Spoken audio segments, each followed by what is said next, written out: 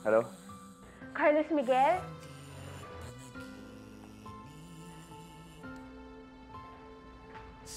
Cecilia?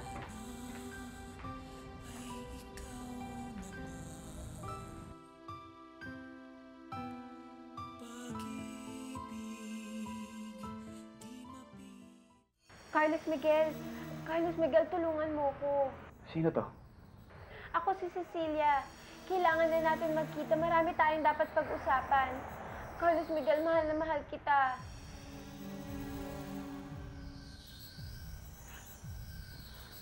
Alam mo, wala kang siguro magawa na. Pwede ba huwag ka naman loko?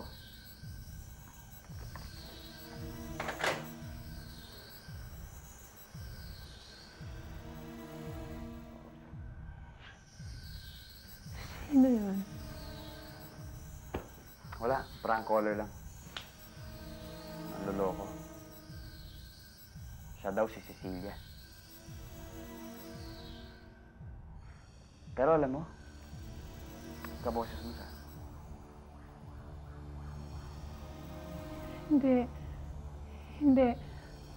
Ako si Cecilia. Oo, alam ko. Tsaka huwag ka na magsalita. Alam ko, nahihirapan ka eh. Bakit? Anong nangyari? Hindi ko alam. Hindi ko alam kung bakit biglang ayaw niya akong paniwalaan.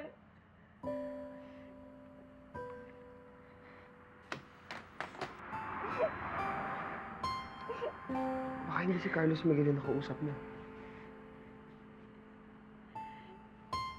Hindi. Siya si Carlos Miguel.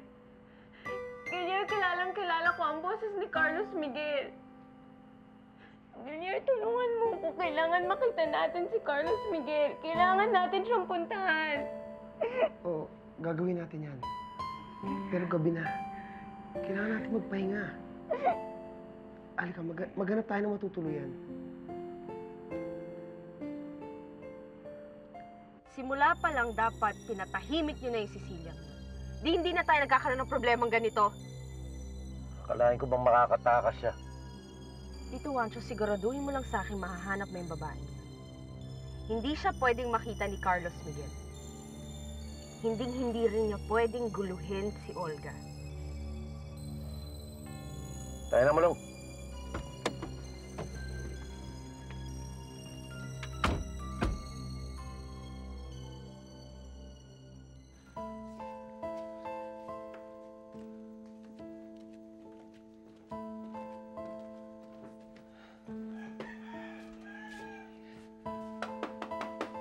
Ana? Ana? Oh, Pinsan, kamusta ka na? Napasugod ka ata. Kasama mo? Pwede bang dito muna kami magpalipas ng gabi?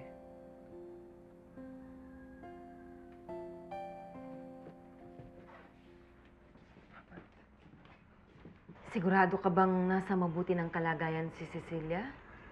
Yun ang sabi ng doktor. Pahinga ho lang talaga ang kailangan ni Cecilia. Salamat. Maaari ko bang makita? Kahit sandali lang, sisilipin ko lang. Ang kulit niyo din na no? Hindi niyo ba narinig yung sinabi ni Apollo? Nagpapahinga si ate, tapos istorbohin niyo pa. Maganda ho ata, bukas siya lang ho sa Dalawan. Huwag ho kayo mag-alala, Aling Mariana. Sabihin ko kay Carlos Miguel para malaman niya na darating kayo bukas. O sige, bukas. Sama ko kasi gusto ko na rin makita si Carlos Miguel. Tsaka si ate. Naya, sama ako. Oo.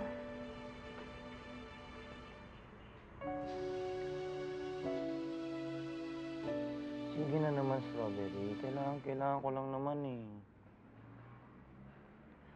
Ayoko. Di ba? Kabibigay ko lang sa'yo ng allowance mo.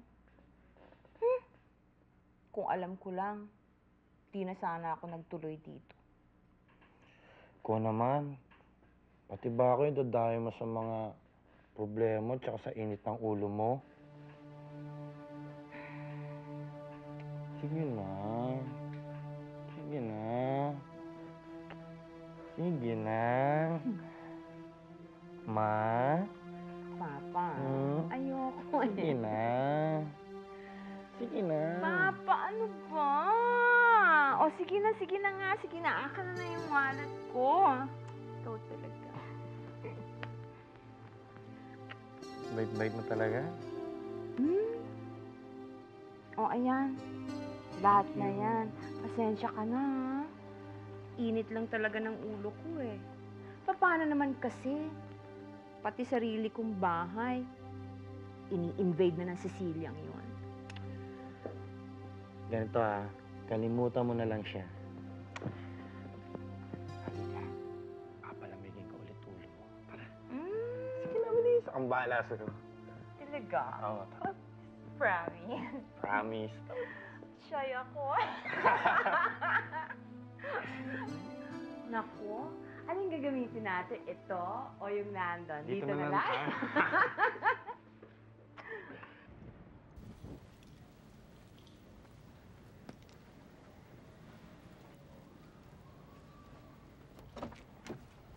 Ano? Nakita mo? Wala, pare ko. Wala ron si Gilir sa bahay niya. Ang sabi ng nanay niya, ilang araw na ron hindi umuwi.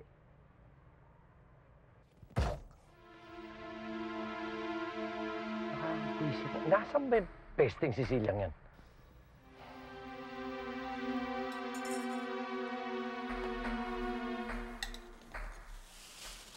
Si Aura. Nagbibihis. At saka Cecilia ang pangalan niya. Aura ka ng aura eh. Hayaan mo na siya, Ana. Nasanay kasi si Gilyar na tawagin akong Aura. Uy, nagmukha kang tao ha. At bagay sa'yo ang damit ko. Siya nga pala, Gilyar. Pagkatapos natin kumain ng almusal, puntahan na natin si Carlos Miguel, ha? Gusto ko kasi matapos na tong lahat para hindi na rin ako makaabala sa inyo.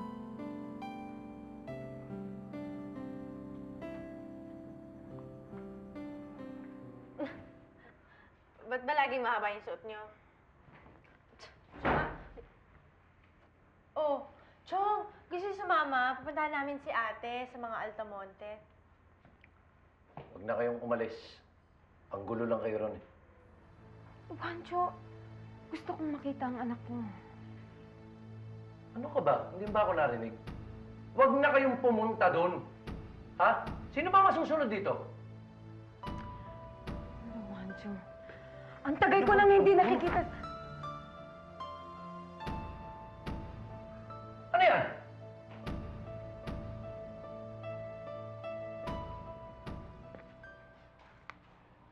Bakit ganito kami ng pad mo, pare? Amoy strawberry. Akalis lang, pare.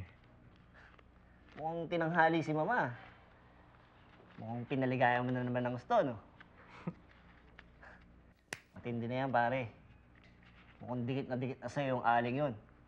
Baka mamaya, may in love ka. Ako may in love. Pare naman, tigilan mo nga ako. Tsaka alam mo namang pera lang habol ko dun, no? Tsaka isa lang siyang sugar mama. Balato na lang. Ay, sarap Okay talaga naman. ng buhay.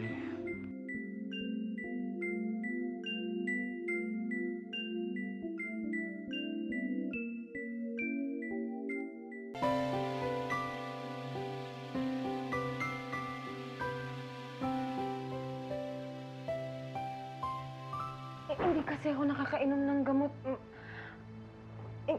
Wala na kasi akong pambili ng gamot. Eto ka.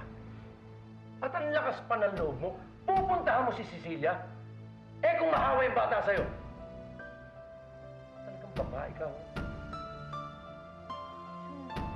Anong wancho? Anong wancho? Ha? Ha?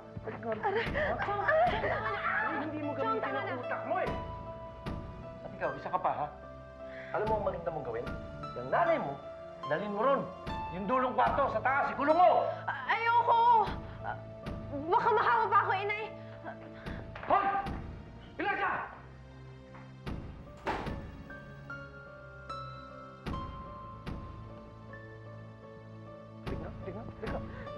Halika! Wancho!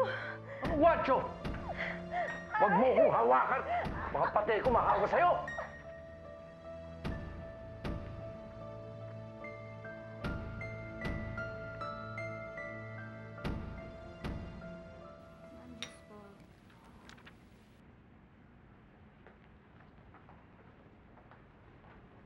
Ma'am, upo muna kayo.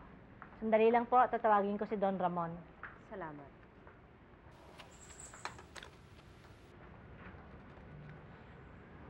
Ate, mabuti dumating ka. May itatanong ako sa'yo. Nasaan si Cecilia? May balita ba kayo sa kanya? Oo. Buhay siya. Natakasan niya ang tatay niya. Hindi ko alam ngayon kung nasan yung babae. Bakit? Ate, malamang siya ang tumawag dito kagabi. At si Carlos Miguel ang nakasagot.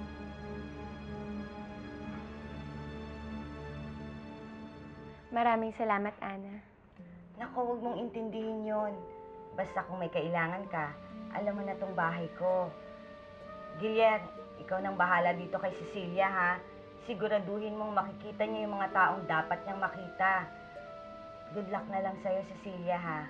Sana magkausap na kayo ni Carlos Miguel. At sana makita mo na rin ang inay mo. Salamat ulit.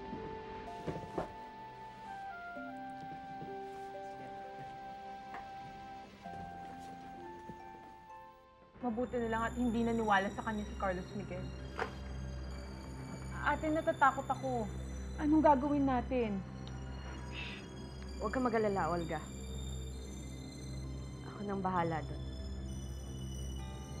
Gagawin ko lahat ng paraan para makita lang yung hayop na babae. Cecilia!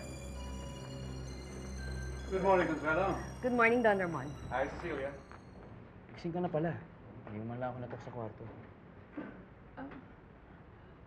Alam ko kasi na nagpapahinga ka pa. Bueno, iho. Maiiwan muna namin kayo. Halika, Consuelo. Doon tayo sa opisina mag-usap. Sure. Excuse us. Cecilia, may nag-aanap po sa inyo. Sino?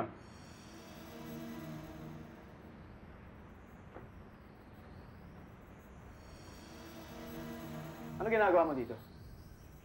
Nahanap ko si Cecilia Fulgencio. Iho, sino ba siya? Wala pa pa. Sa mayabang lang ng monte kung makabanggaan dati. Ano ba kailangan mo kay Cecilia? Gusto kong malaman kung nasan si Olga. Dahil ayaw sabihin sa akin ni Agnes kung nasan siya.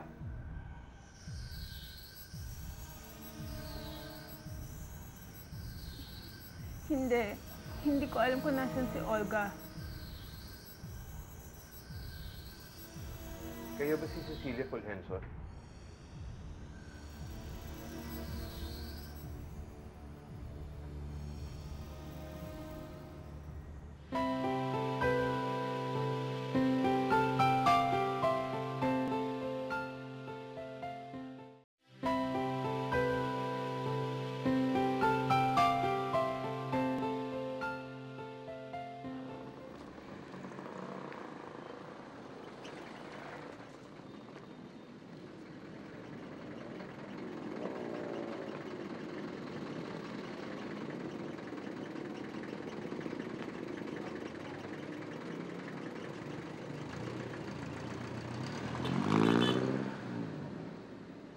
Oo, siya nga si Cecilia.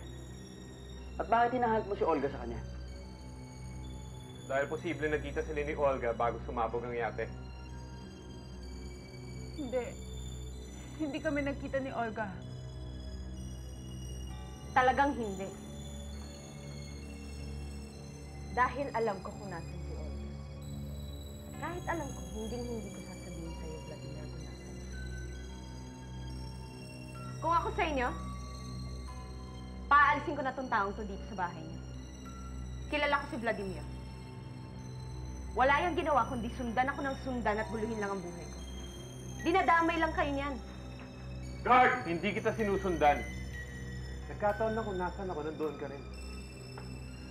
Siguro hanggang ngayon, ibang ka pa rin sa akin. Sir, ilabas mo itong taong. At wag mo nang papapasukan ulit yan dito. Yes, sir.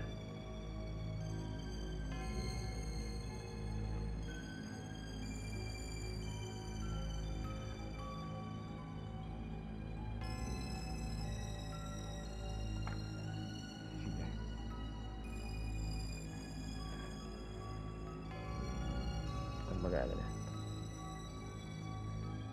Pinapangako ko sa'yo, hindi ko napapapasukin yung baliw niya dito.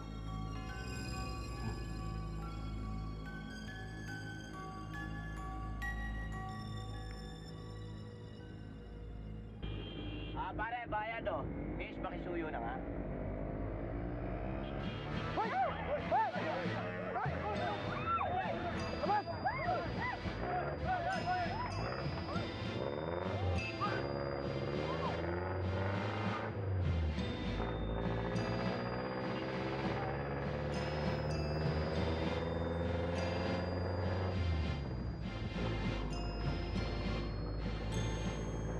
Baka trip na mo akong na yun si Olga.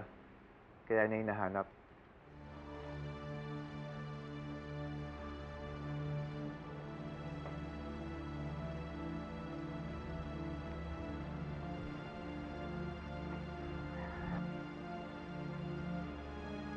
Sige, okay ka lang?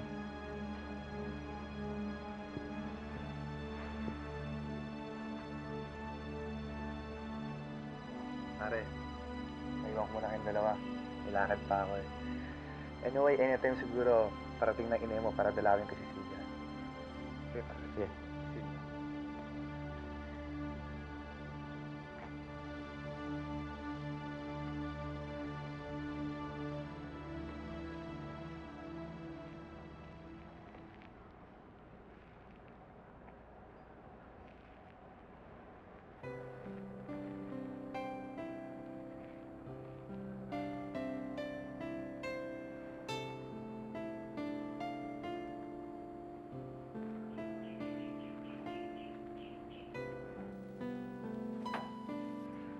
Salamat po.